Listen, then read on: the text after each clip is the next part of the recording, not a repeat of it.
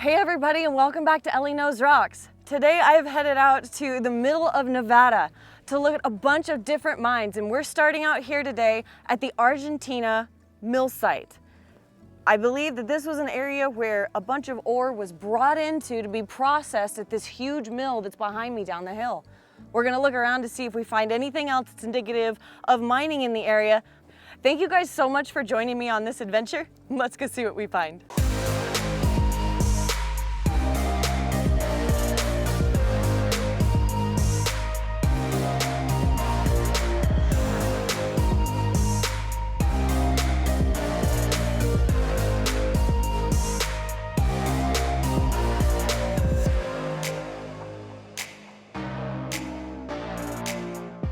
Thank you guys so much for supporting me and my channel. Please don't forget to subscribe, turn on the notification bell, like, comment, and share these videos. You have no idea what it means to a creator to support them, and that is your best way of supporting us. So thank you so much. Taking Dan's truck today, and it gets really thirsty, so we're stopping at the Maverick to fuel up and get on our way. There's little to be found about the Argentina Mill site, but what I have found has a rich history. This mill and mine area was primarily a silver mine, and like most mining operations, they had secondary minerals too, such as gold, copper, zinc, and lead. The mines were discovered in the early 1900s, and the mill was operational by the 1920s. The mill site was fed via aerial tramways from the Argentina mines from above, and although this was used as the primary mill site for the Argentina mine, it served as a processor for some of the smaller surrounding mines. Not only was there a ton of ore processed here, the mill site also stood as a movie set in 1947, where Roy Rogers, Andy Devine, and Dale Evans stood here for the film The Bells of San Angelo. Back in these days, the average miner's annual income was $1,368. The miners of the early 1900s were amongst the hardest working miners in the country. Unfortunately, a lot of this mill site has been defaced because it's so close to a road. But if we continue to respect it, we will be able to continually visit it. This must have been just a giant operation. They had 4 different levels of the mill process. Yeah, it's very real. That means they would have brought in ore to this area, and they had different ore bins, and they've all been plugged with the ore chutes coming down this way. Overfill holes. Wow. Tailings. Nasty mud stuff. That's why they built up all those little rocks around there to create their own natural walls. I mean, yeah, maybe it was just a mill site.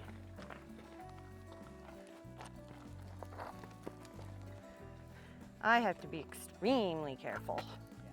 Yes. My foot's feeling better, but I don't want to You mess don't it want to up. pull hard on your Achilles. Nope, not at all. If you want to film that, I'm going to head up higher. Okay.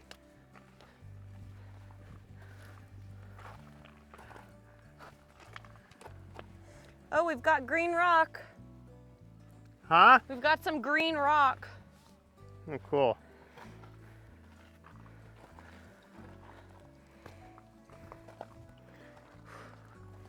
Woo! Bugs.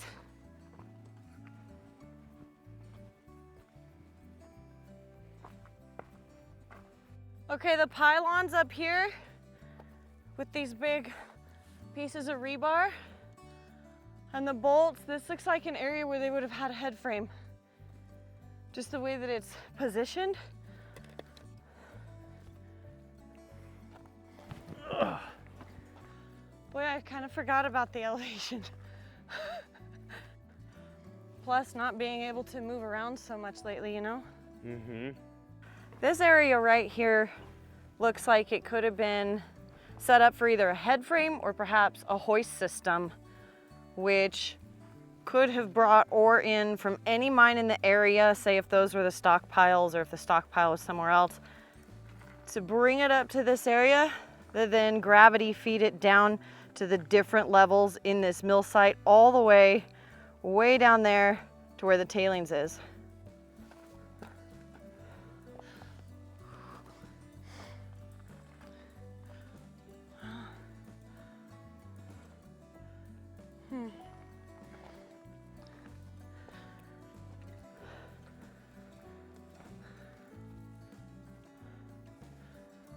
See, the only other area that I would think that might be some is in that dark rock up there. Yeah.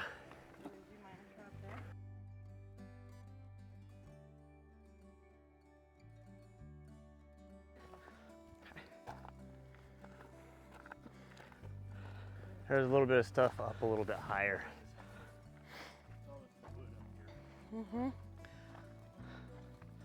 there's like this, there's all this wood up here. Still go higher?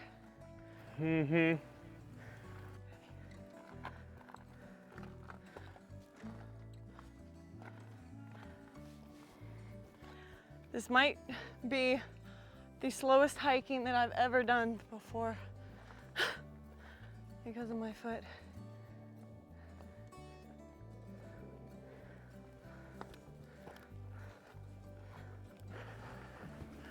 Ooh, I like this big old beam. Big old rock? Big beam. Where? Right here. Oh. No, this was something. It's been filled in. Bummer. But this is also the area of a head frame. Well, what if they were cable carring stuff that was getting brought in from other mines to down there where it's flat and that concrete pad is, up to here? Because your first crushers would be at the top and everything then goes to your flotation below, maybe? First find of the day. This appears to be the old powder shack. Wow, check it out.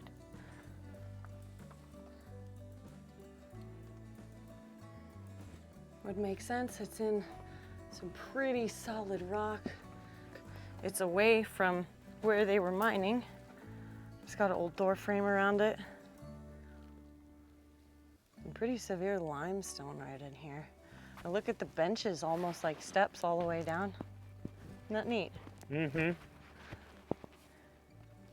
Cool.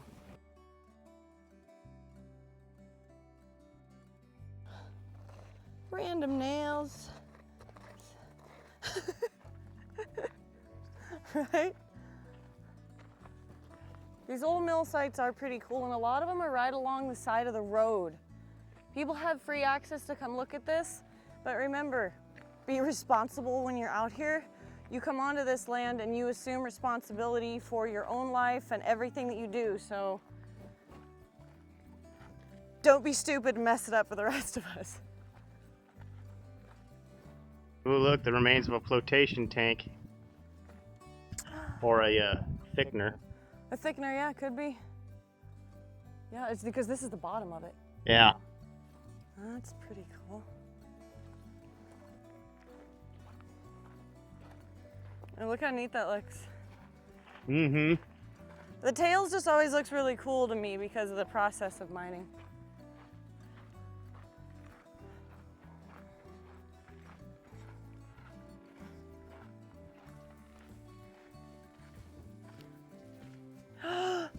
Garbage! Your favorite. My favorite. The trash dump.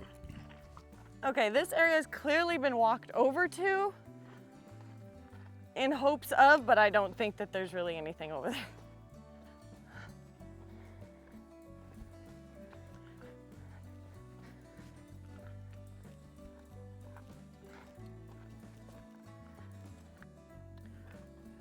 It was a prospect pit. Darn it. No. That's buried too. Oh well. Not a lot of stuff outside it though. No. It was probably just deep enough that somebody was looking. leery. I'm gonna look at this wood. Awesome. Dan heads over to some poles that we saw sticking out of the ground just to see if maybe we'd get lucky and there was some mining activity over here, but everything's pretty much been buried. But he did find an interesting anchor on a rock, which could have been for part of the tram system, or possibly a hoist anchor from a head frame. This would have been the last portion of the mining process, or the milling process. You have a little bit of flotation up there. just your last bit of drops, and they would have probably let stuff flow into the canyon as well. Yep. You little butterflies. As you can see, they definitely did. Let it flow into the canyon? Yeah. Oh yeah. Yeah, for sure.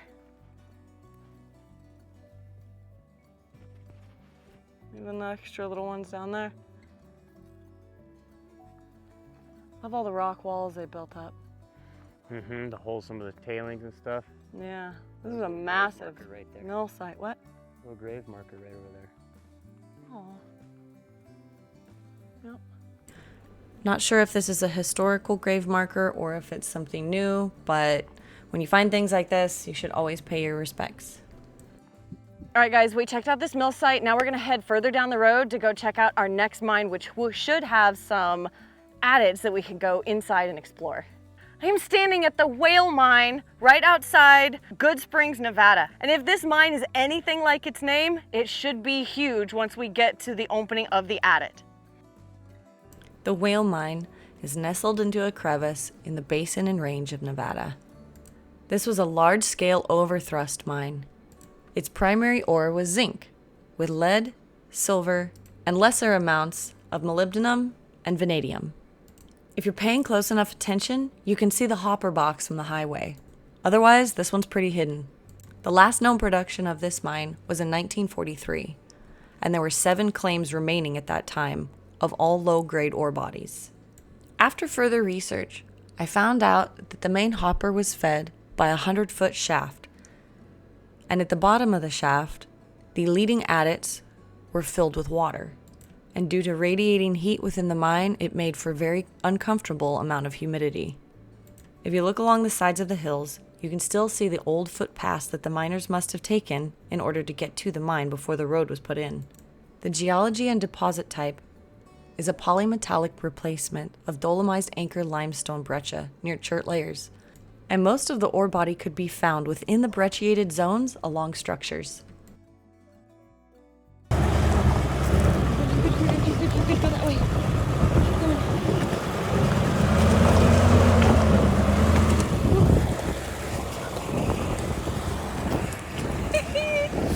We made it though! After a little bit of struggle of trying to get up here because Dan's truck is not meant for small places, we eventually got here. Very worth the drive. Seeing historical sites like this that are mostly intact make my job very worthwhile. But still, having a hurt ankle, I was taking it extremely careful because you can see how steep some of this stuff is. Both Dan and I on more than one occasion here slipped just a little bit on the rocks.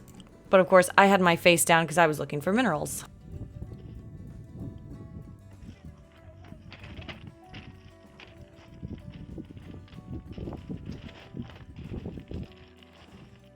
That ore chute looks really old. Yeah. Very. You found a rock?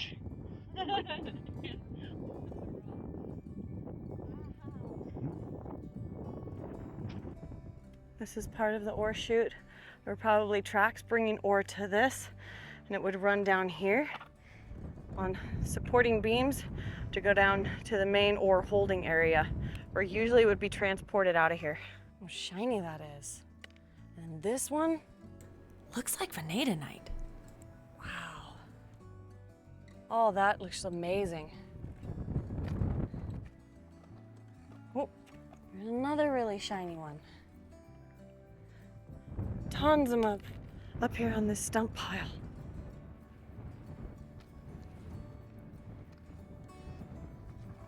Oh no! No! Really?